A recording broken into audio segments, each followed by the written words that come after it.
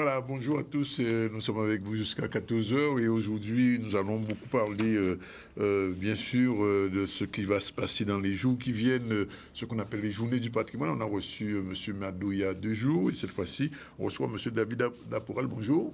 Bonjour. Merci d'être avec nous. Un peu plus tard, on va recevoir Jimmy Otto. Avec lui, on parlera un petit peu de la rentrée des classes vue par le SPEG. Nicole Véripla, chronique habituelle de l'Instant Friapin. Et on va terminer avec Stéphane Choureau et José Turlepin. Voilà un petit peu ce qui fait la liste de nos invités. Sinon, l'actualité, c'est tout de suite les funérailles de José Seboué de la compagnie créole. Vous savez qu'il est décédé il y a quelques jours. C'est un Guyanais, il a porté longtemps l'un des métamaniaques même de cette compagnie créole qu'il a co-créé. Ensuite, on fera un petit tour sur Barbie Botox et les nouvelles modes esthétiques. C'est Brian Losbar et Solène Fèvre qui ont fait ce reportage. Le 10 en Guadeloupe lance son site internet, on en parlera. La rectrice va à la rencontre du corps enseignant. Et ça, c'est tout à fait normal, c'est la rentrée. Puis un petit tour à l'usine centrale, puisque hier, Harry Chalus était sur place et ça y est, ça va redémarrer, puisque depuis quelque temps, les travaux étaient un petit peu en stand-by. Tout de suite, retour sur les funérailles de José Seboué de la compagnie créole. Outre-mer News, je me trouve dans le 11e arrondissement, ici à l'église Saint-Ambroise, pour les funérailles de José Seboué, qui nous a quittés à l'âge de 74 ans. Depuis l'annonce du décès, de nombreux messages, des centaines de messages sur les réseaux sociaux. Et puis ici, nous l'avons vu, beaucoup de personnalités, beaucoup d'amis, beaucoup d'Antillais ont fait le déplacement. Et aussi, les Guyanais sont venus en masse pour rendre tout dernier hommage à José qui nous a quitté de la compagnie créole. José qui était le chanteur et guitariste de ce groupe fondé en 1975. Je vous propose de regarder les quelques témoignages que nous avons recueillis pour vous, des témoignages parfois fort émouvants.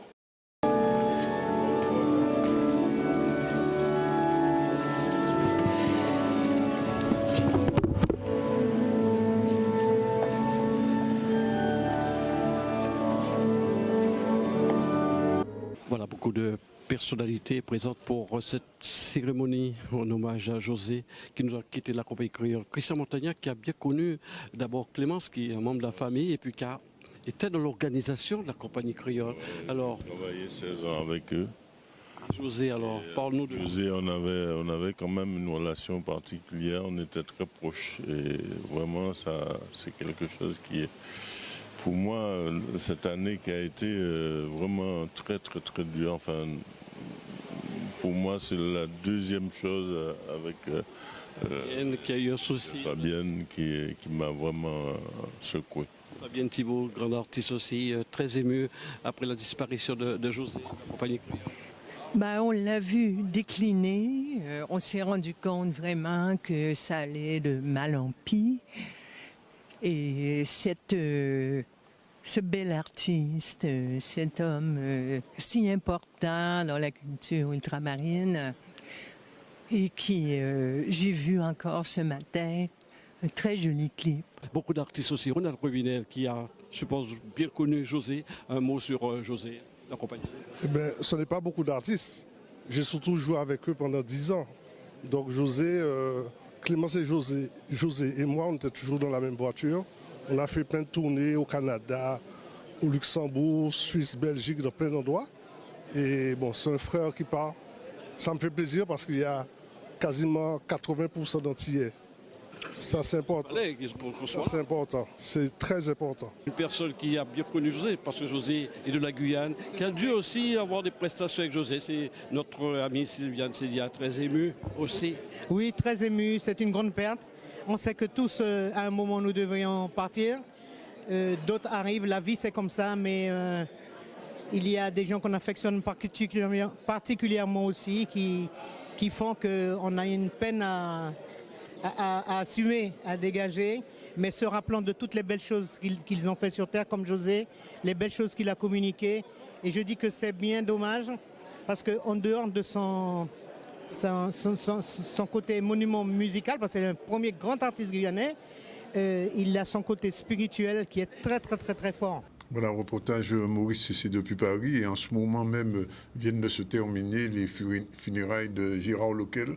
Nous y reviendrons bien sûr dans le journal de ce soir. Barbie Botox et les nouvelles modes esthétiques. Le deuxième sujet, Brian Losbach, Solène Fed, on regarde.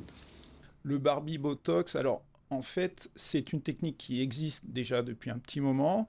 C'est le fait de traiter la région cervicale, le muscle trapèze, par du Botox. Le Botox, c'est une molécule qui va donc mettre les muscles au repos.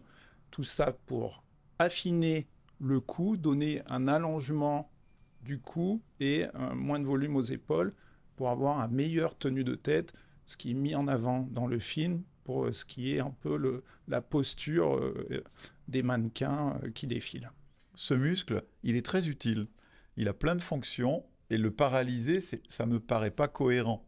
En tout cas, à quelqu'un qui a une contracture constante d'un muscle, on va pouvoir le soulager comme ça. Mais c'est de la médecine, c'est au cas par cas et c'est très peu pratiqué pour monsieur tout le monde. Et là, se me dire qu'on va injecter de la toxine botulique à des femmes, parce que c'est principalement des demandes de femmes, qui vont venir juste oui, mon cou n'est pas assez long, je voudrais injecter, sachant que ça dure maximum 3-4 mois.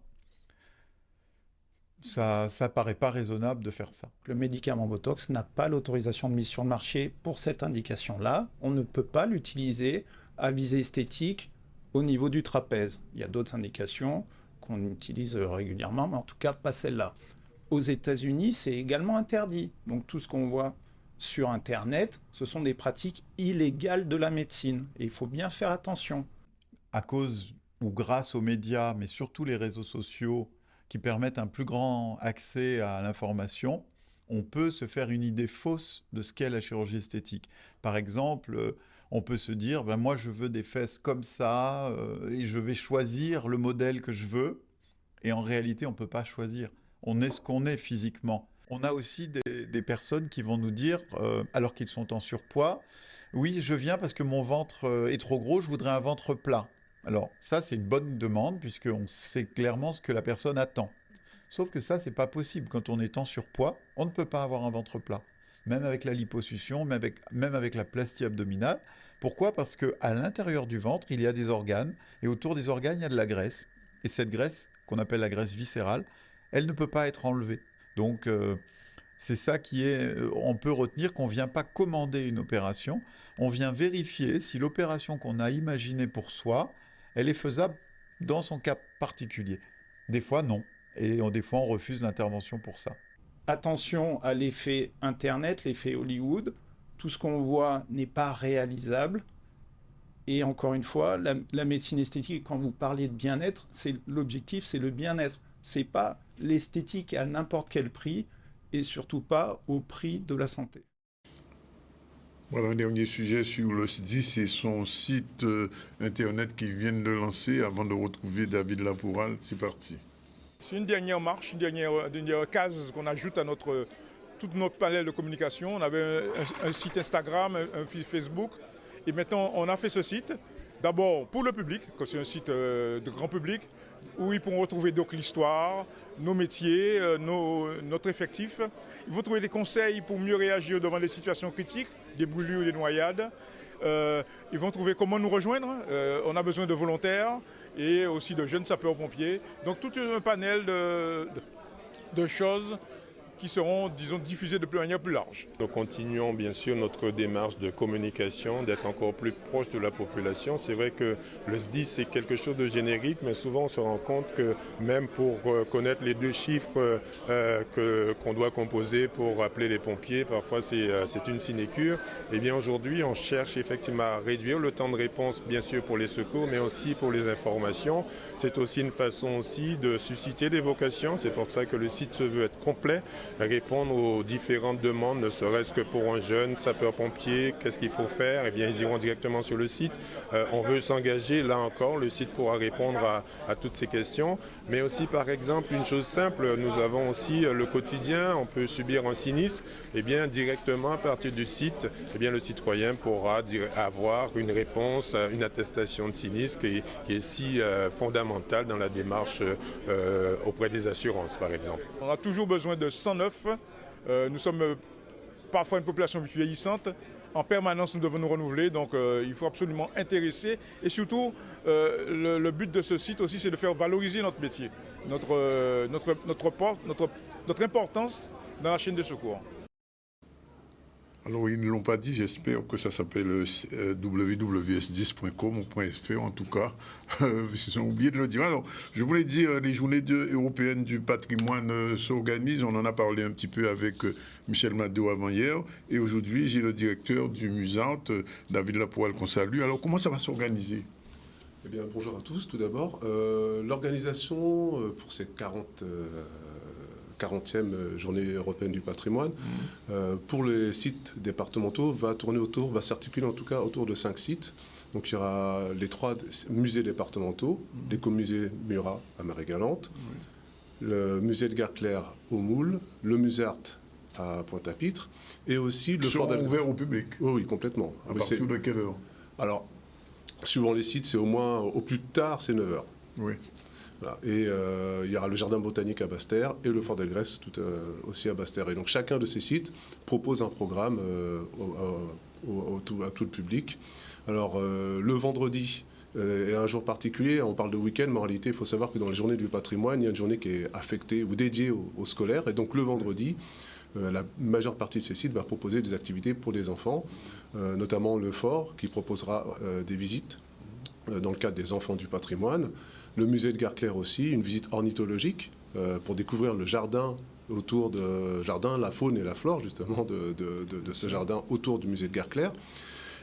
Et puis aussi le Musart qui va proposer toute une série d'ateliers autour de l'éveil musical réalisé par une musicothérapeute le vendredi après-midi. Et le matin, c'est aussi autour de la musique, un atelier mis en place par une association qui s'appelle Sakatouné et qui va permettre aux scolaires de découvrir la musique, voire aussi des musiques afro-caribéennes à travers l'étude et l'exploration des vinyles. Donc ça, c'est pour le vendredi. Et le samedi et le dimanche, on aura aussi des ateliers de différentes natures. Par exemple, au Musart, des ateliers de découverte de réalité virtuelle à travers des casques qui vont permettre de découvrir à la fois les sites de la route de l'Esclave, par exemple, mais aussi des sites patrimoniaux tels que le parc des Roches Gravées, par exemple. Donc il y a toute une série d'ateliers autour de la poterie, que ce soit au musée de Gare-Claire, par exemple, ou au Musart, pour découvrir la poterie soit amérindienne, soit plus contemporaine. Et il y a aussi d'autres activités, comme par exemple une conférence qui va être particulièrement intéressante, qui va concerner les arts de combat noirs, qui sera réalisée par Olivier Malo, qui est docteur en histoire STAPS, et qui a beaucoup travaillé sur la capoeira. Et après cette découverte des arts de combat noirs, on va proposer une initiation au Musart sur le mayolet et sur la capoeira, mais quelque chose d'assez particulier, j'invite vraiment les gens à venir. Alors, mais d'une manière générale, M. Laporal, est-ce qu'on peut dire qu'en termes de patrimoine, la Guadeloupe a de quoi? Largement. Un patrimoine qui est particulièrement riche parce qu'il est très diversifié. On a à la fois un côté environnemental qui est remarquable et une histoire singulière qui, plus le temps passe, plus le public perçoit l'importance de parler de la diversité et de la complexité d'ailleurs de ce patrimoine qui n'est pas toujours simple à aborder. Et donc nous, et l'objectif des Journées du patrimoine, c'est vraiment de faire en sorte que ce patrimoine soit accessible pour tout le monde. Oui. Alors j'ai noté que le fort Fleur d'Épée n'est pas cité.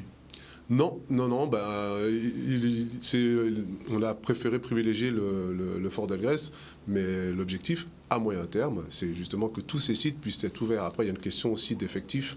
Et pour que les choses puissent se faire dans de bonnes conditions, il faut les gens. Voilà. Et parfois, il est préférable de fermer un site et de renforcer un autre plutôt que de faire quelque chose qui ne serait pas de bonne qualité, en tout cas fait dans des bonnes conditions aussi de sécurité. Parce qu'il ne suffit pas d'ouvrir et de faire en sorte que les gens rentrent.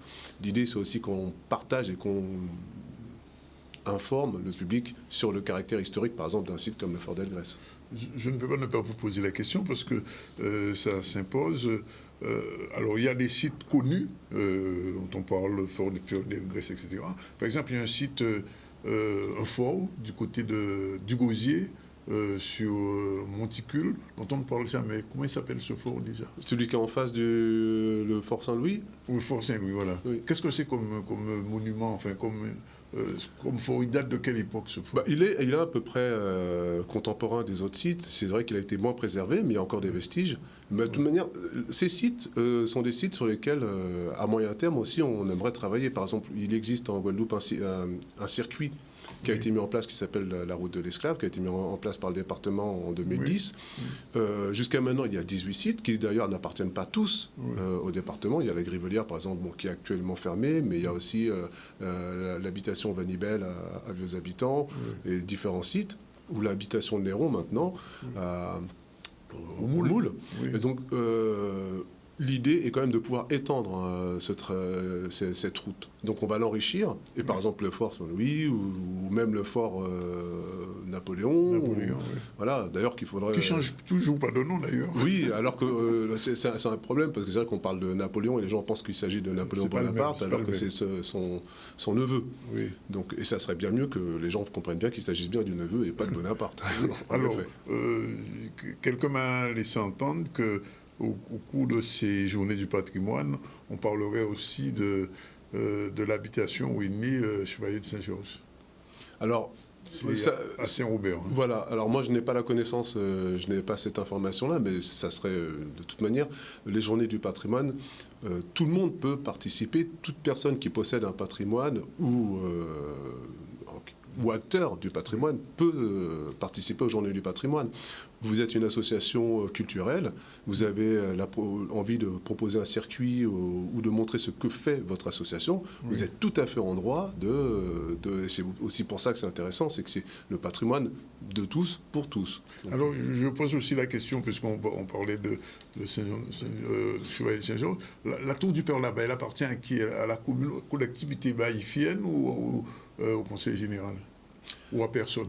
Alors, elle ne peut pas appartenir à personne, vu qu'elle se trouve, je pense qu'elle doit être sur les 50 pas du roi, enfin le littoral. Le peut-être qu'elle est, j'aurais pu le savoir, mais je pense qu'elle soit elle appartient à la commune. Parce que c'est les restes de quelque chose de plus important, cette tour. En fait, tout ça, tout ce qui se situe en bord de mer, souvent, notamment entre Trois-Rivières et Baïf, on est dans un système de fortification qui a été pensé pour l'ensemble de la Guadeloupe, pour protéger la rade, contre les Anglais, c'était ça, à l'époque? Les Anglais, mais il n'y avait pas... Mais c'est vrai que les Anglais ont été des sacrés ennemis de la France sur ce territoire. Oui. C'est un territoire intéressant et convoité, donc forcément, il n'aurait pas fallu grand-chose pour qu'on soit anglais aujourd'hui. Oui, parce qu'en fait... Bon, alors, je vous pose la question parce que vous êtes archéologue. Sur le site de Trois-Rivières, quelque chose de particulier? Alors, aujourd'hui, le site est fermé parce qu'il va y avoir des fouilles archéologiques qui vont débuter normalement, si tout se passe bien, cette semaine. Et généralement, c'est l'Institut national de l'INRAP qui a en charge cette fouille, sous la responsabilité du département. Il y a souvent ce qu'on appelle des portes ouvertes. Alors il n'y en aura pas là parce que c'est trop tôt, la fouille n'a pas encore commencé, mais pour avoir échangé avec les archéologues de l'INRAP, il est fort probable, et d'ailleurs c'était indiqué dans entre guillemets le cahier des charges, qu'il y ait des journées portes ouvertes qui permettent aux gens de découvrir ce site archéologique guidé par les archéologues. Alors ça signifie, M. Laporal, que ces roches gravées qu'on connaît depuis 19e siècle, je crois, qui a été... Alors, les premiers témoignages datent du 17e. 17e. Mais oui, on les connaît vraiment en tant que sites patrimoniaux depuis la fin du 19e. Et il y a encore des choses à trouver sur ce site-là.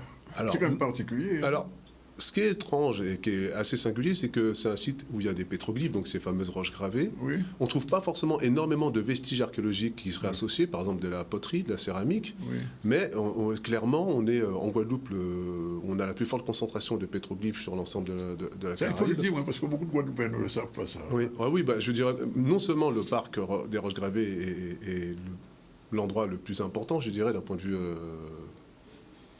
patrimonial, vestiges, mais c'est même la ville de Trois-Rivières, de toute la Caraïbe. Et la ville de Trois-Rivières est particulièrement intéressante pour ça, parce que c'est quasiment l'ensemble de la ville qui est en fait un site... Trois-Rivières aurait pu s'appeler Kalinago City. C'était peut-être le cas.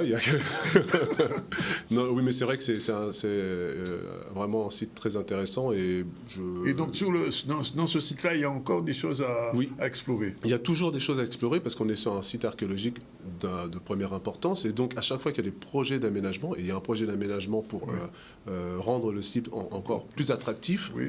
On rentre dans ce qu'on appelle dans le cadre de l'archéologie préventive, qui est lié à des travaux d'aménagement.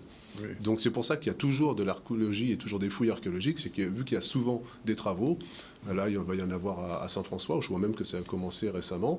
Donc à partir du moment où il y a des travaux importants qui vont avoir un impact sur le sol et sur le sous-sol notamment, eh bien il y a une obligation, on va faire un diagnostic et en fonction de ce diagnostic archéologique, il y aura des fouilles ou pas. Et là en l'occurrence, que ce soit à Saint-François ou dans le parc des Roches Gravées, dans le parc des Roches Gravées c'est une évidence. Oui. On trouvera forcément quelque chose. Est-ce que ça veut dire que ce sera forcément quelque chose d'important? Pas forcément, mais on est sur un site et on ne peut pas se permettre de faire un aménagement sans faire une fouille. D'une manière générale, même à Trois-Rivières encore, on trouve encore des choses. Clairement. Parce que comment il s'appelle, monsieur Bassett me disait... Carloman, oui. Oui, il disait ça encore. Bon, alors, on va résumer. Donc, le 16, ça commence au Musard et...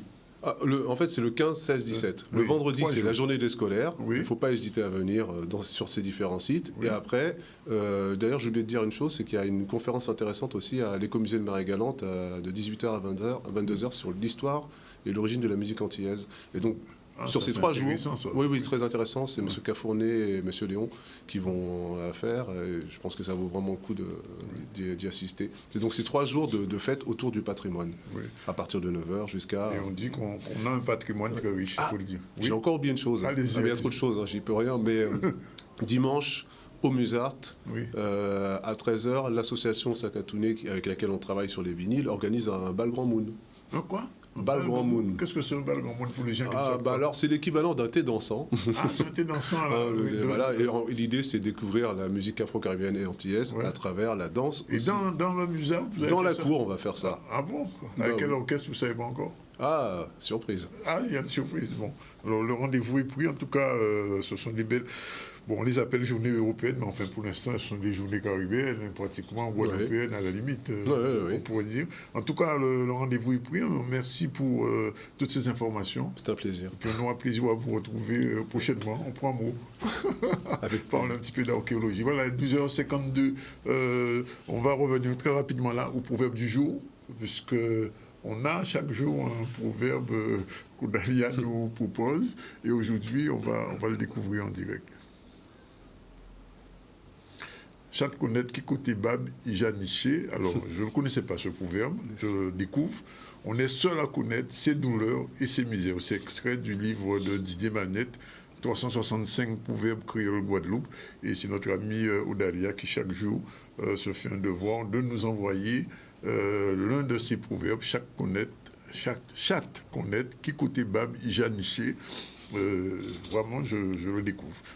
La sagesse populaire. Vous le connaissiez aussi? Non, pas celui-là. Pas du tout. Moi, je ne connaissais pas du tout. Voilà, 12h53, on prend la première pause. On se retrouve tout à l'heure pour la suite avec nos prochains invités. Je vais parler de Jimmy Otto et de Nicole Véripas. C'est tout de suite après la pause. Voilà, il est déjà 12h58, dans 2 minutes, va être 13h. On va recevoir dans un instant M. Jimmy Otto, bonjour. Bonjour. Ah, pas fait esprit. Tu dis pas esprit. Non, Jimmy Otto, j'en répète, Jimmy Otto du SPEG. Et bien sûr, on va parler de fruits à pain comme une fois par mois. Et notre spécialiste du fruit à pain, Nigel Abnier, bonjour.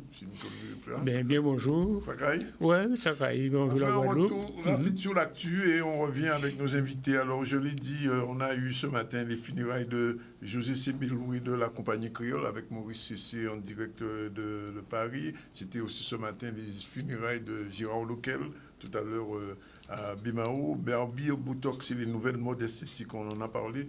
Il ne faut pas écouter si on a changé figure sur les conditions pas réunies. On a vu aussi le nouveau site du SDIS de la Guadeloupe qui a lancé son site internet. Et on parlera tout à l'heure de la rectrice à la rencontre du corps enseignant et de l'usine centrale. Alors, on va commencer avec Jimmy Otto. Jimmy Otto, bonjour. Quand on vous invite en début de rentrée scolaire, si vous me demandez est-ce que tout va bien? Eh bien, bonjour, bien bonsoir à tout le monde. Avant de commencer, ce qu'on permet, on va envoyer un bel force et courage. Tous les collègues, ils voulaient voyager en France, ils voulaient expatrier et pourtant, ni post-décidant. Envoyer aussi un force et courage les collègues contractuels, que ils ont nommé et yo là qu'attendre, yo pour crier yo, on a force et courage aussi en partie à collègues yo qui crié à ESH que ça bandit c'est ainsi pour yo. Donc voilà. Donc, oui, dimanche, tu fais une interview à nos radio avec Chris là, et tu as dit qu'en réalité, problème à voyer mon en France sont bien pour tout à fait normal, entre guillemets, parce que la Guadeloupe c'est la France. Oui, alors, yon oui et non. Nous d'accord, c'est camarades à second degré, hein, ça veut dire lycée et collège, qui a passé un concours dit national français. National français. Parce que national, ailleurs étant nous, c'est pas même bité. Ça, on nous dit national français. Nous d'accord avec ça. Ok. Deuxième bité, moi d'accord que c'est un concours national français. Par contre, les week-ends, moi on travaille si la France n'a pas de problème avec ça. Les week-ends, en local les gamins, à l'époque, t'es qu'à sortir en région parisienne, qu'à des zones, le week-end, on va famille à eux.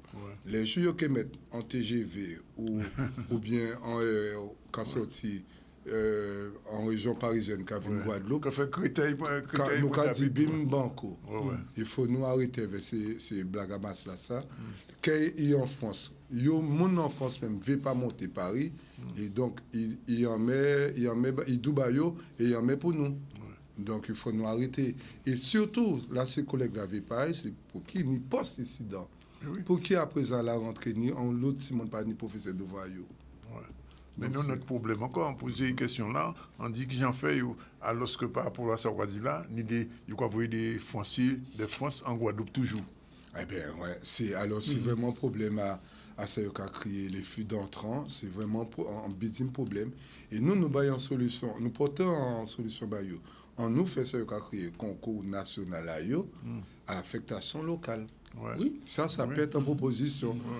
Et alors, nous peut dire aussi, nous avons fait qu'on la cause. Comme nous dit nous français, nous fait qu'on la cause. Donc, ni 5 postes, ni 2 Guadeloupéens qui veulent rentrer, nous pas regarder des affaires barrées. Guadeloupéens qui rentrent avant, si vous voulez rentrer, bien entendu, et toute la reste veut rentrer qui rentrer. Mais on l'autre proposition. Donc, si Bombacos, normalement, il doit être bon nous aussi. Vous avez rencontré avec ça? Nous avons rencontré à 2h30 tout à l'heure. Ah, je là? Oui, je là. Donc, cahier de revendications là, j'ai des hauts. Bon, si moi, dans ça, nous avons parlé avec l'Italie. Alors, nous avons notre problème qui a posé, bon, ça pas nouveau, mais il a vu de plus en plus red coin là, c'est pour m'achaler là. Alors, dans l'école, il faut toute l'école climatisée qu'on soit dans l'hôpital, mais enfin, quand même. Alors, c'est dès quelques fois, on a l'impression qu'on a marché sur tête. Bon, pour SPEG, à l'époque, on a présenté ça a créé le CHCCT, Comité d'hygiène, sécurité, conditions de travail. Donc, vous connaissez ça bien. Vous connaissez ça bien? Oui, on connaît ça bien. Donc, nous avons capacités dans l'établissement, qui est petit, moyen, grand, pour dire les conditions de travail, tout ça. Dans pratiquement toute l'école Guadeloupe, à présent, et c'était peut-être 2 ou 3 qui WW ou bien que vous fait ça qu'il faut, c'est impossible de travailler l'après-midi. Oui, justement.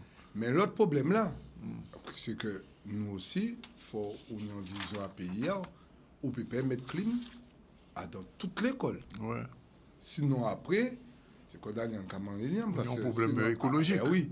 Donc fais-nous alors. Et c'est pourquoi on ne pas mettre manger si difficile. Il faut mettre manger si difficile avant ou faire. Parce que sinon, on va marcher à reculons. Donc c'est réfléchir là, nous les fait l'école. C'est grand, mais grand à part, il n'y a pas de couillons. Là, il y a fait l'école, il y a regardé Jean Van Laye. Et là, nous, à présent, c'est vrai que monde vient nous commencer à faire casser cases, nous ne pas respecter rien. Ou quand on fait l'école, et tout à l'heure, il y a 4 paquets de grands bâtiments, à niveau qu'à passer. Mais moi, dans l'école, c'est le dernier lycée qu'il fait en Guadeloupe, c'est le lycée pour lui. Il dit HQE, bon, en comptant, c'est le lycée en moins. Mais là, à présent, là, ben, on a bien vu ça, l'a passé. Ouais, il est parti. Ouais. Parce que, alors, il dit nous que, bon, l'idée de l'école qui a des brasseurs au dehors. On a brassé les chauds. Ouais. Qui fait chaud, donc on a fait l'air chaud tout dans la classe là. Ouais. Moi, nous tellement habitués, c'est ça qui a créé résilience. D'après moi, mes mots là, ça dit tout. Parce que je crois que nous avons ça. Moi, on travaille 8 ans en France. Là, il y a un problème à chauffage. Mais toutes les écoles en France, c'est chauffage. Hein. Là, il y a un problème à chauffage, l'école fermée. Ouais. Mais oui. Ouais. Donc, en France, il y a un chauffage de café fermé. Ici, dans un café chaud. Après, en même temps, sans responsable syndical aussi, on part pour nous former l'école pour fermer. Hein. Ouais. Mais il y a une réflexion à mener. Par exemple, en certaines températures, quand nous avons fait, est-ce que s'il y a une grande salle, est-ce que nous avons tourné? Mais il y a une réflexion à mener. Nous ne pouvons pas laisser ça comme ça. Et quand la nature bouleverse, ça veut dire de plus en plus ça qui est comme ça. Oui. Oui. Nous aurons panier avant de l'hivernage et carême. Quand la carême entre en hivernage, l'hivernage entre en carême. Ouais. Et donc, fais-nous calculer. Et ces élions, nous là aussi, de temps en temps, il faut calculer si ça. Alors justement, tu as posé aux questions là parce que, bon, je crois qu'il faut rectifier ça, dit-nous que de toute façon, c'est le ministère qui tranche. Qui veut dire qu'elle est ici pour appliquer ça, ministère, il dit. Mais au niveau les élus que nous ni puisque l'autre semaine là, c'est sénatorial, avant ça c'était, etc. Qui genre un syndicat contre les autres, je crois, vous voulez avec ces messieurs. Monsieur Andonis, l'année passée, et dès l'année avant, nous rencontrons tous ceux qui ont créé les parlementaires. Oui. Par rapport à ce problème-là, nous avons créé là, nous créons espace création des forces vives, des collègues que nous avons envoyés en France. Nous faisons, maintenant, depuis 2020, depuis avant Covid là. Avant Covid. Ouais. Toutes, nous rencontrions en fois, toutes réunies, réseaux. Nous avons fait ça. Finalement, c'est que ça bande l'eau. On n'a pas dit qu'il n'y a pas failli, ou qu'à vrai, vous-même qu'à vrai, ou qu'à vrai des communiqués, ou qu'à vrai les ça nous dit. Et après. Ouais. Et après. Et à un moment, si vous élu, il faut vraiment élu. Ça veut dire qu'il faut mouiller, il faut arrêter. Là, vous voyez, on communique pour dire oui, nous dénonçons. On pas mis certain que le ministre a calé ça. Ça n'a pas changé rien. Mais non, on nous sérieux. Et aussi, le problème là, ça, nous avons tout le monde qui a dit, le pays là, qui a petit monde, là, nous voyons aller, ou faire vivre en France. Après, le cas retourné. Après, moi, qui a dit, c'est l'INSEE qui dit, nous sommes population vieillissante, nous avons dégrainé l'année, et les forces vivent monde pour mettre le pays là à l'équerre. Nous avons laissé au parti. Et on a l'impression, c'est à chaque août, c'est là, mais moi, on commence plein avec ces réunions-là, ça, pour réunion. Si nous avons fait c'est là que nous votons, mouiller les autres, mettre les autres ensemble pour un but concret. En bas, exemple, c'est qui nous a encore concours national à nomination pour nommer ces collègues-là ici. Donc, ça peut être un butin, mais à part moi et Véry qui a porté ça à l'Assemblée nationale. Aïe. Alors, l'autre question là, on va poser, parce que c'est nous souvent avec ça ici, on va poser une question là. Question à les programmes à l'école. En passant, qui matière au fait comme professeur, programme à l'école, est-ce que depuis temps, on va parler de. Enfin, attends, depuis le SPEG, le SPEG, il y a le GEG à l'époque, le SPEG, tu as posé question à ces programmes-là. Alors, il dit, bon, ça que nos ancêtres ne sont plus des Gaulois, d'accord? Mais à part de ça. Alors, moi, en tant que prof de biotechnologie, à la partie professionnelle, à laisser pour lui. En tant que prof de biotechnologie. Ouais. D'accord? Mais aussi, mais ça, en parenthèse, on dit que Macron dit qu'il faut tirer technologie tout à l'heure à l'école. C'est ça, il dit. Dans les collèges, au collège, oui. Et on y a habilitation et en certification pour mon faire créole. Ça veut dire qu'on peut faire matière en même biotechnologie en créole, mais on peut faire aussi créole, le créole normal pour un cours à créole pour ces petits monde-là. Moi, on voit en bité, des petits monde qui sortent. On y a plein de petits monde en créole qui sont sortis en pays Haïti. Tout petit monde qui fait au moins, qui arrive en Guadeloupe à 10 ans. Donc, ça veut dire qu'il fait l'école à Haïti entre, quand imaginez, de 5 ans à 10 ans. Il y avait petit monde Guadeloupe qui est mon lycée, donc qui est 15 ans, ça n'a pas ni rien vrai. C'est petit monde qui connaît le pays, ils connaissent l'histoire, mais ils connaissent plein de bitins. Là, ça nous a fait. À qui gentil, nous voulons. Et c'est pourquoi on a dit nous avons vraiment un problème d'appartenance. Pas faute à ces timons, c'est faute à l'école là. À qui gens voulez protéger la nature, aimer le pays, aimer mettre l'habitude, si vous pas savez qui mon y yo ka apprendre vous alors là nous allons rentrer dans des mots savants yo ka créer ça sens cognitif tout ça on peut créer yo ka apprendre vous en langue et ça c'est là tout problème là sinon moi yo ka apprendre vous en langue créole français qui soi-disant langue maternelle mais or c'est en langue étrangère ou dans milieu aussi là quoi parler créole en milieu créolophone créolopale ou sans créolopale mais par contre il faut apprendre donc cerveau toute la journée donne rien qui créole et il faut faire apprendre un butin qui neuf mais il faut dire c'est tard alors imaginez dans tête anti-monde qui j'en sais et regardez nous pas obligé de faire grandes affaires pour garder genre les pays africains qui ont fonctionné et Haïti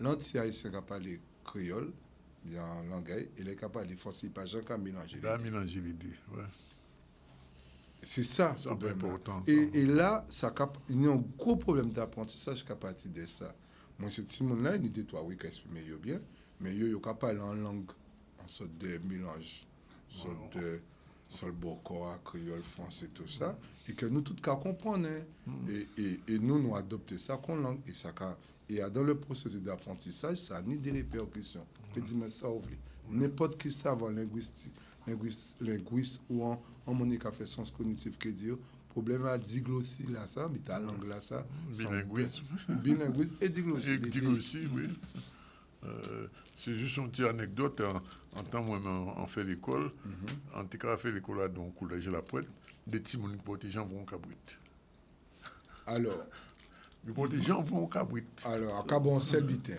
petit monde la pointe nous parler avant hier nous parler en classe là nous t'ai fait un bitin sur les saisons nous t'ai parlé de développement durable et en tout cas dit là où comment je sais à l'entour Casao bon généralement c'est à l'entour Casao la nature bien faite et bon bas et là où chercher des bitins hors saison par exemple ou voulez manger fraises des bitins comme ça il y a quand même plein de produits pour voyager là où on voyager on va polluer parce que il pas venir à pied produits là c'est qui avait bateau qui avait avion pas même pas si c'est avion et on parlait de c'est quand nous trouvé là à présent là et on parlait de alors on dit sapoti la moitié de classe là il y a 17 ans c'est une première pas connaître sapoti alors que ou pour lui en pour lui ou pas même la pointe sapoti non mais c'est quel lycée pour lui aussi pour de tout côté voilà et on pas parler de Montbé et débuter ça pour un café ah non pas parler de ça et ça c'est et là en cas ni des 3 mai qu'a regardé moi en voyant yeux de pouillon en qui en quelle région pas en bas en passant qui comprendre ça aussi c'est un problème par rapport à ça il y a dans la cantine là absolument et parce ça aussi tout ça lié dans l'école là parce que si vous voulez vous doit ou vaillant l'école là fait votre au plein et bon manger depuis yo qui café mener à la cantine un tableau Excel fait pas yo venir parler après ça cabaye là entre violence parce que ni des américains fait des recherches thoracique et violence graisse et violence absolument parce que ces cochonneries là yo ka basé ti monde là après ça pas venir parler bon nous que tout le monde compris ça parce que peut faire ni coopérative à présent pour ba ti monde manger produit en nous ou peut faire l'économie tourner et puis qui avait viande ou qui fait mon café cochon mon café lapin mon café ou peut faire c'est en volonté mais par contre si c'est fait économie après si droit Simon et tout cas venir parler jeunesse arrêtez mettre mot là en bouche à yo si yo pas droit de parole là eh ben on fait un bon lionnage pour Nicole Viripla puisque nous avons parlé des fouilles à pain justement l'instant fouilles à pain sont chroniques que nous ouvrons celle-là pour bas monde qui a travaillé depuis l'année à ces questions à fouilles à pain là pas seulement mais à ces fouilles à pain là alors Nicole merci de venir alors quand il y a des nouveaux séjours là ça eh bien merci de recevoir nous quand il y a des nouveaux eh bien nous te prend un petit camp pour la vacances là et là nous répartis un petit bon rebondir. Parce qu'on sont anciens maîtres de l'école, faut. Oui. Peut-être que Jimmy pas ça, enfin, qu'a fait GV. Non seulement. Nous connaissons nous quand même. Oui, nous connaissons très bien. Nous avons fait bon travail ensemble. Bien. Et même si qu'a fait peut-être tout à l'heure, qui fait environ 10 ans, pas dans l'école encore directement, mais moi, Adam régulièrement parce qu'il y a on la relaye. Oui, moi, on la relaye là. Et avec Nouvelle Voie, justement, tous les jours, pratiquement, moi, dans de l'école différente, pour faire ça, Jimmy te dit là, permettre que à produire à pays là, mais particulièrement fruits à pain, rentrant à l'école là, il fait cette a changé mon manière de voir fruits à pain. Et si on voit comme ça, c'est pas d'avoir famille qui peut-être là y a ti moun moins, qui 40 ans, etc., bah une image qui pas bon, on va dire ça effectivement, et enfin qui pas bon parce que depuis nous commencer, d'après moi c'est un grand pas que j'ai fait par rapport à Jean moun de Cabo Friapin, Jean moun de Cabo. Juste qu'on est là, on presque pas trouver Friapin marché encore. Absolument. Donc et c'est justement un gros problème là ça, au moment où par rapport à travail nous a fait avec d'autres monde qui commençaient avant nous aussi, parce que c'est d'autres gros transformateurs qui commençaient. Et le travail nous a fait depuis 2015. Nous arrivons à un stade qu'on est là, où d'un côté, nous avons cherché à peine tout partout, et d'autre côté, il y a peine à gaspiller. Donc ça veut dire que faut nous continuer de travailler dans ce plan nous a fait là. Et dernier fait à Friapin qui fait, quantité de nous vrai, quantité de monde qui vient, qui commandé, ça a fait nous comprendre que nous bien commencé, nous avons roulé convenablement, mais les moments arrivés qu'on est là pour organiser. Et thème à dernier jour fait à Friapin nous, c'était chemin tracé pour Friapin. Donc chemin là tracé, ça veut dire que ça ne veut pas dire que nous avons un boulevard, nous avons ni autoroute pour rouler. Non, ça veut dire que nous avons posé les jalons, nous rentrons dans un espace là où il y a trouvé une sorte de forêt, une qualité vitale en toi, petit à petit, nous avons habité, nous avons nettoyé et nous avons montré Friapin là, qu'on y est, tout ça qui est en dedans, et nous pédit qu'on est là, que nous avons fait par là ça. Friapin là qui prend place et de plus en plus à présent c'est qu'on a fait la veille. Donc si les agrotransformateurs qui travaillent nous avons des temps sans passer nous avons des images là dans télé là ici dans même mais c'est toutes ces images là nous avons là c'est Timoun l'école qui fait nous demander Timoun l'école de travail à l'endroit Friapin et produit documents. Donc ça nous va voir à l'écran là qu'on est là, c'est Timoun a cours élémentaire, Timoun a cours moyen, Timoun a même maternelle qui a produit et nous va regarder là justement ça là Friapin entrer à l'école là, mi belle richesse. Ça veut dire que yo travail nous fait, yo découvrir, yo comprendre et yo a produit et nous avons passé d'autres étapes. Vous comprenez là où il est. À présent, nous avons fait planter Friapin dans l'école là.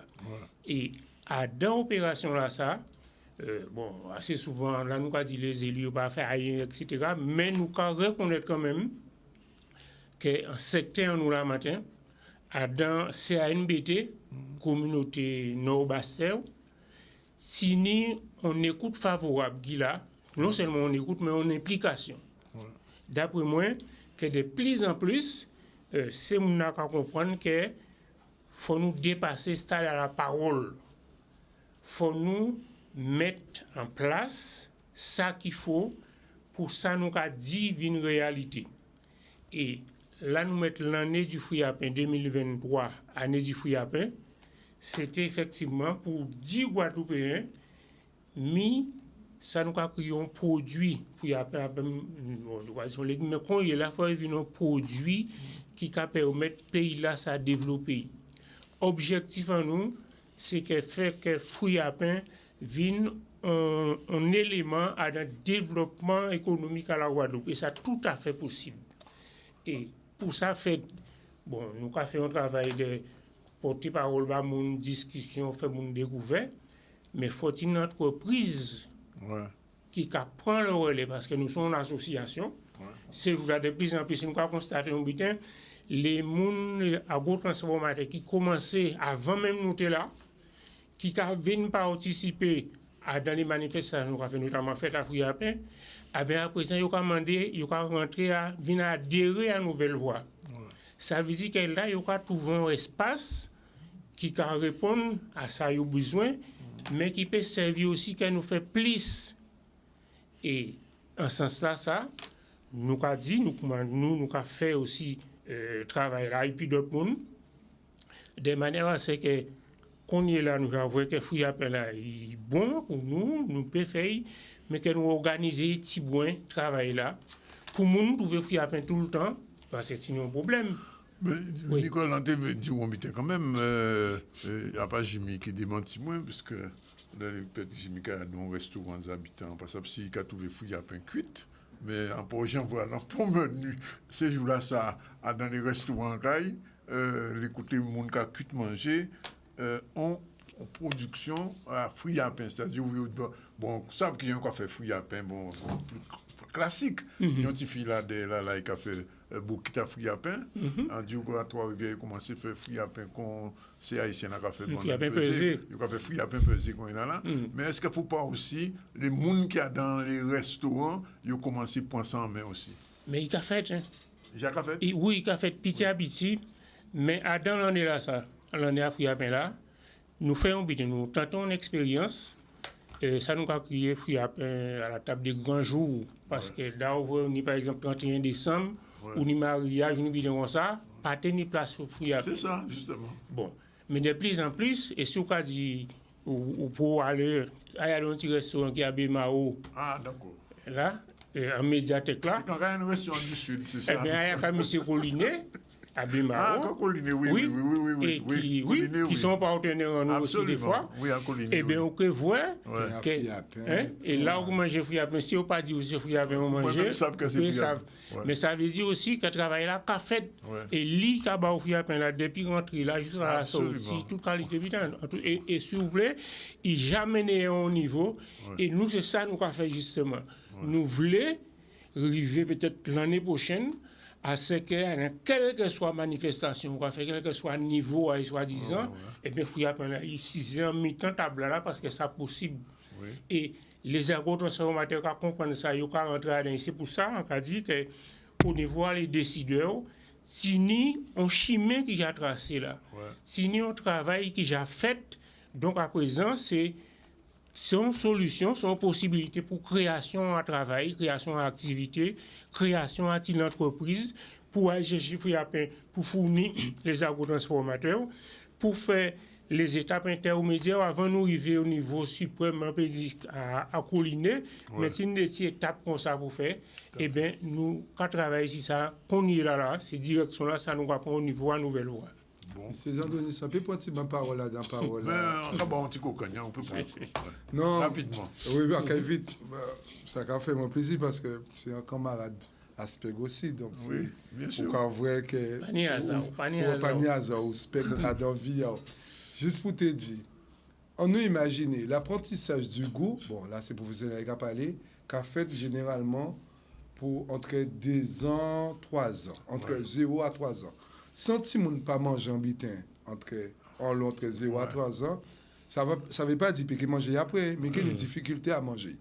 Ça veut dire, on nous imagine dans toute crèche, toute cantine, nous baillons Friapin en fois par mois. Ça va faire agrotransformateur travail. Ben oui. En amont, devant, mon qui planté Friapin, qu'on faut que mène Friapin dans les cantines qui nous transportaient. Et c'est en l'économie là qui est tournée. Mais ça encore, c'est en volonté. Faire dans les cantines, Friapin la rentrée. Si Diri là n'est pas. Moi par contre, si Diri là n'est placé. Si Pat là n'est pas Friapin là n'est placé. Et en plus, ça fabrique là. Et en plus, indice glycémique là. Nous bons. Absolument. Oui. Nous bons. Puisque, pour compléter ça qu'a dit là, pour les cannes première communion baptême non scripture c'est choudou nous qu'a fait. Oui. Mais qu'on avait pour faire choudou là. Il a pas fait. Il a pas fait. Bon alors. Si j'ai un choudou, j'ai un Pas même obligé de machin. mettre pas même obligé de mettre lettre. Pas même obligé de mettre. Oui, d'accord. Mais ça veut dire là, c'est que pour dire sous papier à niveau là ça, parce que à dans cas de l'année du Fouillapin, Tini des municipalités qui acceptaient de faire un repas, ils fait ça de façon en cas expérimentale, mais comme il machin, c'est un repas, c'est-à-dire une journée dans les communes, notamment à Nord-Bastel, une journée, toute l'école la commune là a mangé Fouillapin, mais il présentait à nos manières pour faire si on a accepté. Oui, ça c'est ça. Si c'est Godlo, non. Non, c'est ça.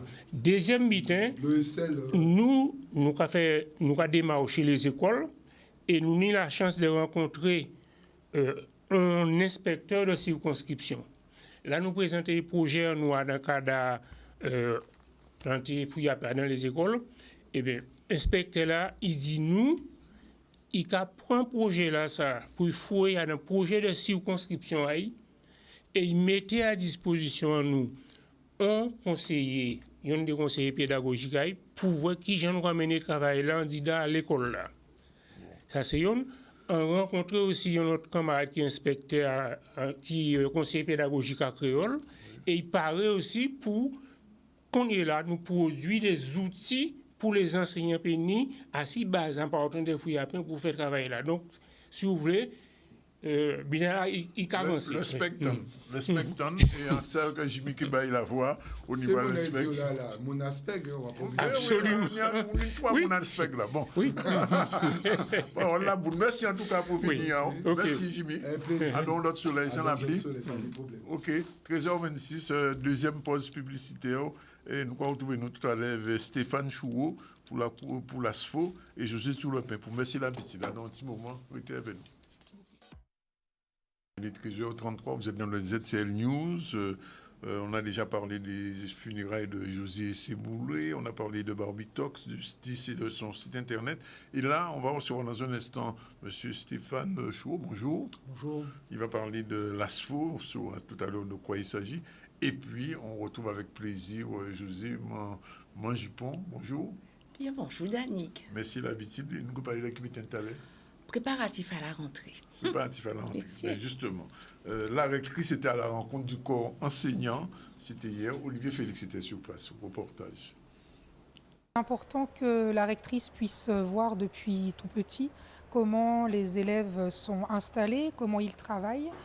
Surtout qu'en maternelle, nous avons des ateliers de langage qui sont très importants. Et c'était important aussi pour nous aujourd'hui de lui montrer tout ce que l'on mettait en place comme projet autour du bien-être, du sport à l'école et du suivi des Jeux Olympiques ou de la Coupe du Monde de rugby.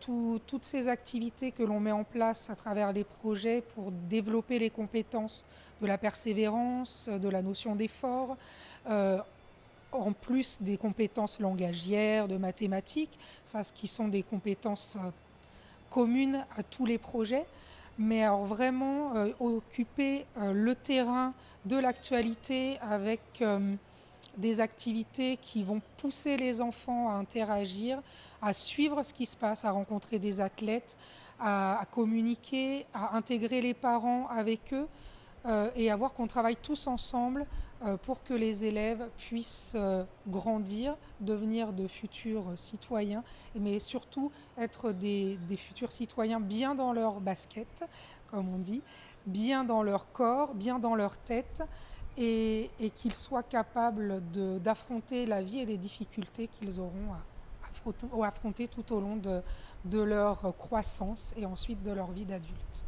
Pour moi, c'est vraiment important d'être à leur écoute et de voir l'ensemble des projets qu'ils sont en capacité de mettre en œuvre, qu'ils imaginent aussi pour faire réussir les élèves. Nous travaillons autour des savoirs fondamentaux. Nous avons constitué un conseil académique des savoirs fondamentaux. Et ce qui est important, c'est de pouvoir finalement s'alimenter avec les bonnes pratiques et voir comment on peut les diffuser au sein de l'académie. on a des idées qui naissent à leur écoute.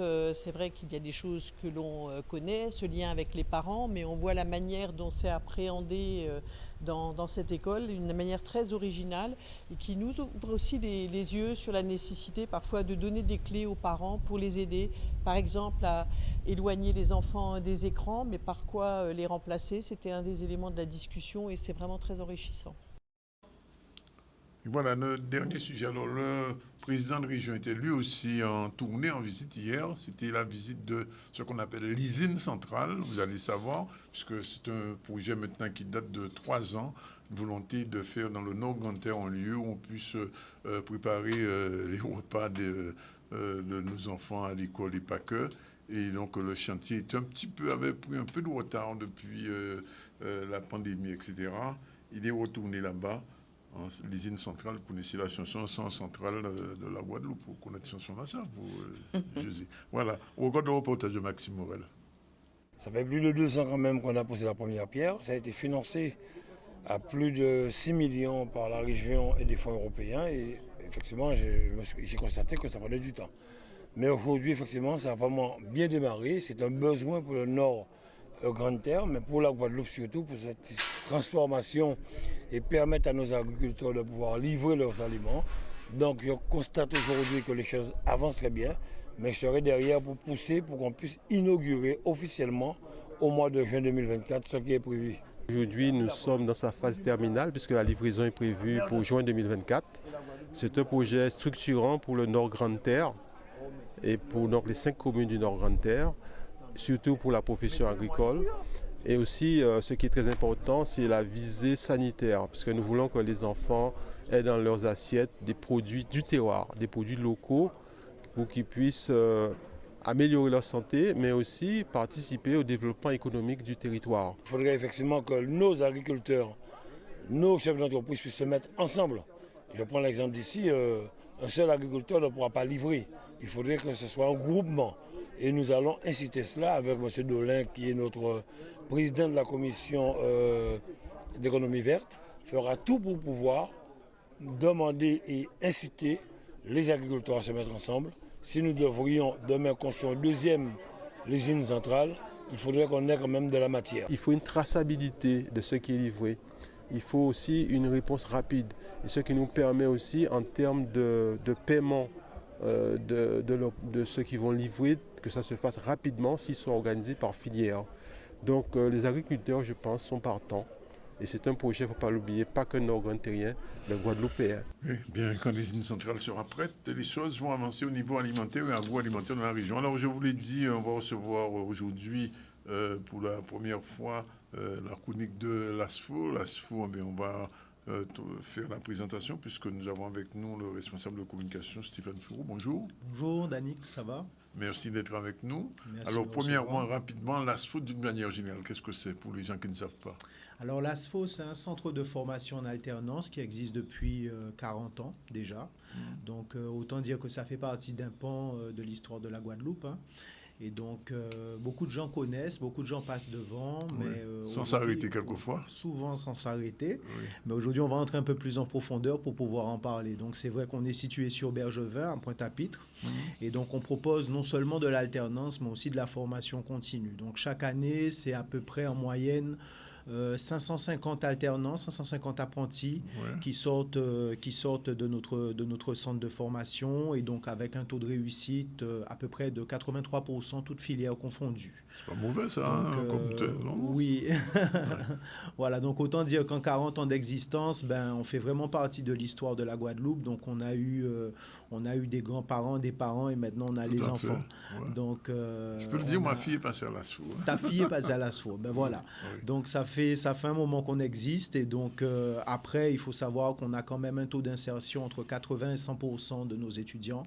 Donc c'est représentatif de la qualité qu'on propose au sein de l'ASFO. Voilà. Ça, c'est bien. Ça, il fallait le dire. Alors, quelles sont les formations qui sont en général proposées par l'ASFO?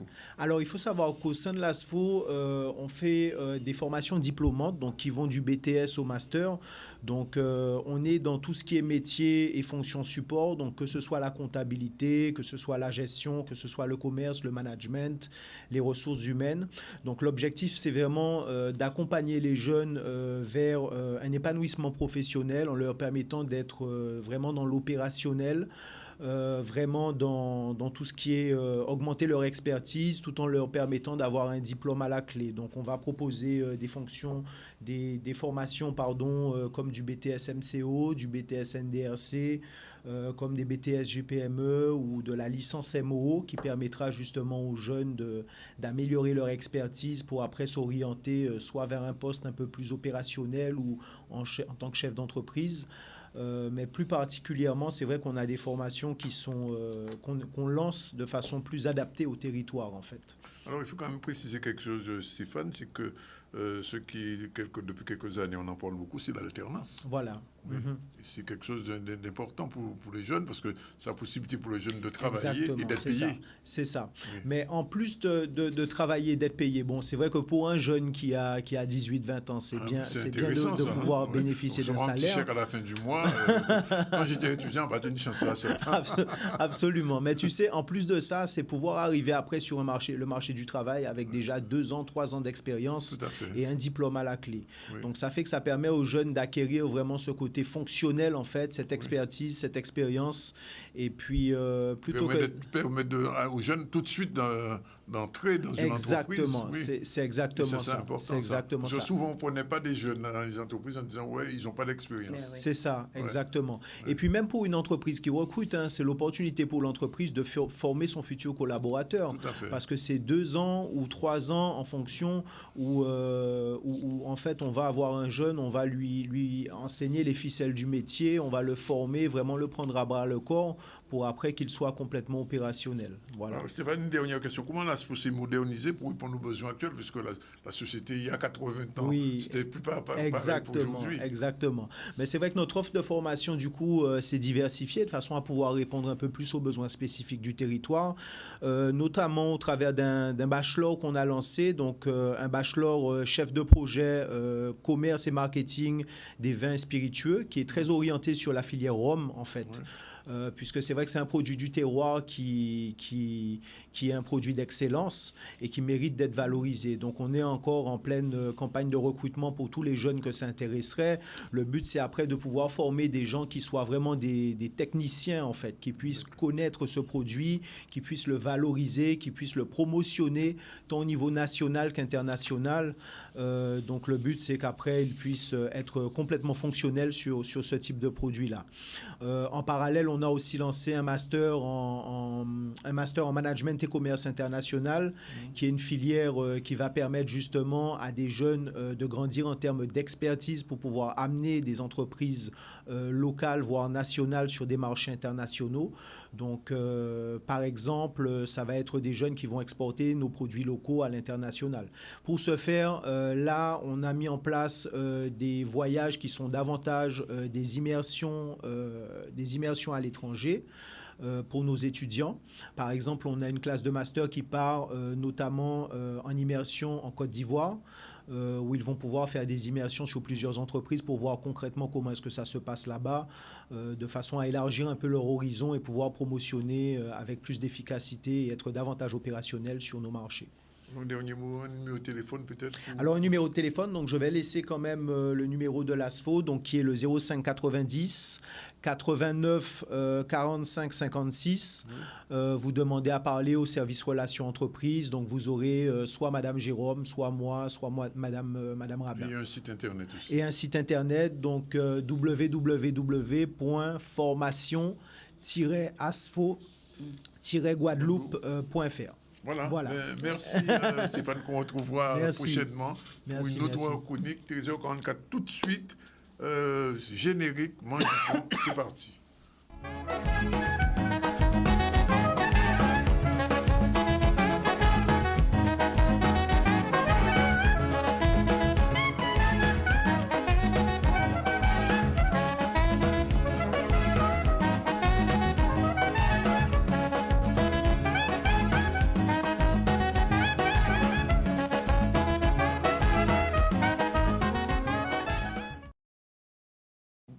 Voilà, 13h45, Mange Point avec nous. Et comme on est à la rentrée, automatiquement, nous allons parler de l'équipe. De la rentrée. Il n'y a pas n'importe qui rentrée. Oui. Bah, tu me diras, toute rentrée est une rentrée. Hein? Oui. Mais la rentrée, en temps longtemps, se préparait de façon particulière. C'est vrai. Ah, mais bien sûr. Mais une rentrée, quelle que soit l'époque, hein, j'ai envie de dire, une rentrée se prépare. C'est un marqueur temporel. On a les vacances et après, c'est la rentrée. C'est un temps. C'est un moment précis. Oui. Mais la rentrée, en temps longtemps, se préparait autrement. Alors, explication. Alors, la rentrée avant, après les vacances, la rentrée se préparait en 2 temps. Dans un premier temps, on allait préparer l'esprit à revenir à l'école. Oui. Donc, tu commençais 15 jours avant la rentrée, les révisions. Il y avait les écoles payées. Tu pouvais aller à l'école payée pour faire tes révisions. Chez Madame un tel, chez les... Alors, il y avait des écoles payées qui étaient célèbres. Hein. J'ai connu ça. Ah oui, oui, il y avait certaines demoiselles à Pointe-à-Pitre qui étaient très célèbres pour leur école payée. Oui. Et certaines écoles payées, pour les catégories socio-professionnelles les plus aisées, allaient jusqu'à dispenser des cours de bonne manière. Oui. Hein, les cours de bonne manière, la tenue à table, l'élégance, oui. Surtout pour les jeunes filles. Oui. Hein, surtout pour les jeunes filles. Bon, Danick, entre nous, ça se perd aujourd'hui et on aurait quelqu'un mérite à remettre ça à l'ordre du jour. Une petite précision. Oui. Quelquefois, quand tu entres quelque part, tu entres dans une boutique, on va dire, viens, il demande MC bonjour. Exactement, exactement. Exactement. On m'a fait ça une fois, il y a quelques années, monsieur, et j'étais assez surprise. Donc, les cours de bonne manière, voilà. Et puis, à côté de ces cours, il y avait on continuait les révisions. Et puis, même ces révisions pouvaient se faire à l'intérieur même des familles. Alors, la personne la plus lettrée, la plus à l'aise, réunissait les enfants de la famille et à fréquence régulière, le matin, généralement, on donnait des cours de révision, mathématiques, calcul mental, les tables de multiplication. Les dictées. Oui. Et puis même, il y avait une révision aussi qui se faisait de façon beaucoup plus émotionnelle. Par exemple, la maman, lorsqu'elle coiffait son enfant, c'était l'occasion, ma foi, de réviser les tables de multiplication. Pendant la coiffure, et de discuter, d'échanger. Quand tu te trompais, tu avais un coup de peigne sur la tête. Hein, je suis sûre que certains s'en rappellent. Oui. Voilà. Et puis, les anciens aussi, il y avait ce fameux « racontez-moi ». Racontez-moi ce que vous avez fait. Il te vous voyait aussi. Hein. Non, c'était racontez-moi. Alors là, tu devais démirer ta langue mais c'était aussi une façon de réviser. Et je dirais qu'aujourd'hui, les jeunes parents pourraient trouver quelques pistes éducatives à travers ces méthodes anciennes qui n'avaient pas que du mauvais. Oui, il n'y avait pas que du mauvais. Alors, et le corps, comment on préparait le corps? Alors, le corps se préparait par la sacro-sainte purge. Oui. Ça, j'ai connu ça. Je reconnais quelques traumatisés. Alors là, nous sommes 3 traumatisés de la purge sur le plateau. L'huile de ricin ou l'huile de carapate. Voilà. Oh là là là là. Donc, quelle horreur. Cette purge se préparait en 2 temps. Alors, chaque famille avait sa recette, hein, mais il y avait quand même un rituel qui donnait le tempo. 3 jours avant la purge, il y avait la phase du rafraîchissement. Oui. Hein, avec des tisanes, on allait préparer le corps et l'estomac à recevoir cette purge. Mais ces tisanes, elles avaient pour objectif de détoxifier le corps et en obligeant le corps à uriner. Et puis, le contexte de l'époque, le contexte sanitaire de l'époque, n'était pas ce qu'il était aujourd'hui. Donc, beaucoup de parasites. Et il était normal, presque salutaire, de purger les enfants un petit peu avant cette rentrée scolaire. Et puis surtout, on revenait de 3 mois de vacances où on avait fait bombance de mangue, de toutes sortes de fruits, de ripailles, de fêtes en festin tout genre. Donc, c'était vraiment l'occasion de se préparer, et les enfants et les adultes d'ailleurs. Alors, après cette préparation du corps, donc le rafraîchissement, on avait la purge. Oui, la purge à base d'huile de ricin, l'huile de carapate, du café. De foie de morue. je reconnais bien la tante traumatise d'Annick. Voilà. Ça m'a traumatisé, même du café. Oui, voilà. Et puis le rituel était tout le temps le même. Réveil aux aurores. Donc voilà. Ton huile ou le choix était là. Et puis, lorsque tu avais dégluti ton huile de foie de morue, tu avais une récompense. Un petit jus de fruits orange gospo, ou dans certaines familles, la tranche de saucisson récompense, saucisson France, voilà. Mais quand tu avais pris ta purge, tu ne crois pas que tu allais monter et descendre toute la journée comme ça. Non, pas question. Tu restais cloîtré chez toi. Généralement, pas trop loin des toilettes. Pas trop parce loin, que vraiment pas trop loin. Oui, tu te vidais comme une dorade. Voilà, tu te vidais comme une dorade. Et puis ne crois pas que tu viennes de te purger et que tu allais faire ripaille de nourriture. Non, monsieur et dame, non. Cette journée, tu avais quand même un menu assez spartiate. C'était bouillon, eau de riz, repas léger toute la journée. Et ainsi préparé, tu étais prêt à recommencer une nouvelle année d'école ou de travail. Parce que la purge, ce n'était pas que pour les enfants, mais c'était aussi pour les adultes, une façon de se préparer le corps et l'esprit. Alors, la purge, bon, on a de mauvais souvenirs. Il n'y avait pas que la purge. Hein. Mais il y avait aussi des bons côtés. Oui, il y a le bain. Le bain. Alors, je vais garder le bain. Se préparer pour la prochaine fois. Pour la prochaine fois. Bon. Alors, juste en conclusion, j'ai envie de dire, la purge, c'est dramatique, peut-être, dans nos souvenirs, mais j'ai rencontré Luce, une dame de 87 ans, qui me racontait ses purges avec papa, avec la ceinture, mais elle y garde un tellement bon souvenir de cette époque.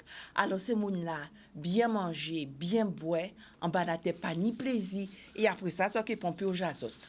Merci José, et merci à tous les gens. Alors je profite pour envoyer un petit bonjour, parce que j'étais à Paris récemment, rencontrant un paquet de monde en bas là, qui regardent l'émission et qui m'ont dit de te saluer. Ben je les embrasse, bel gros beau cadeau. En fait, il n'y a pas regarder dans l'eau, ils regardent et ils m'ont dit de faire saluer José. Voilà, c'est fini pour aujourd'hui. Je rappelle qu'en début du ZCL, on a reçu Monsieur Laporal, qui est venu parler des journées du patrimoine du 15, 16, 17, un peu partout dans les forts, au Musard, un peu partout, sous les roches gravées. Ensuite, on a reçu Jimmy Otto, responsable pédagogique du SPEG, sous la rentrée, justement. Nicole Véripla, comme chaque mois, il veut nous parler de l'instant fruit à pain, parce que vous savez que 2023, c'est l'année du fruit à pain. Il y a beaucoup de choses qui se font avec le fruit à pain. Un jour, on en parlera avec toi, j'en suis sûr. Stéphane Choureau nous a présenté sa chronique de l'ASFO number 1 aujourd'hui. Il y aura une suite très prochainement. José sur le pain, bien sûr, mais c'est l'habitude. Sur l'actualité, elle était assez fournie aujourd'hui, puisque nous sommes allés aussi bien, on fait un rappel rapide, nous sommes allés avec le président de région à l'usine centrale, il faut se le dire. On a vu la rectrice aussi qui parlait de la rentrée avec les enseignants. Et avec tout ça, c'était notre premier, le SDIS, j'allais oublier, le SDIS a lancé son site internet, très important. Désormais, quand vous voulez appeler les pompiers, avec les réseaux sociaux et avec le site internet, ça ira beaucoup plus vite. Voilà, c'est fini pour aujourd'hui, 13h53. On te remercie, José, on te remercie, Stéphane. Il était bon. Pas de problème. La réalisation était assurée par Jordan, qui est revenu de vacances comme moi. Et nous, on se retrouve demain à partir de 12h30 pour une nouvelle édition du ZCL. Salut, ciao, bye bye.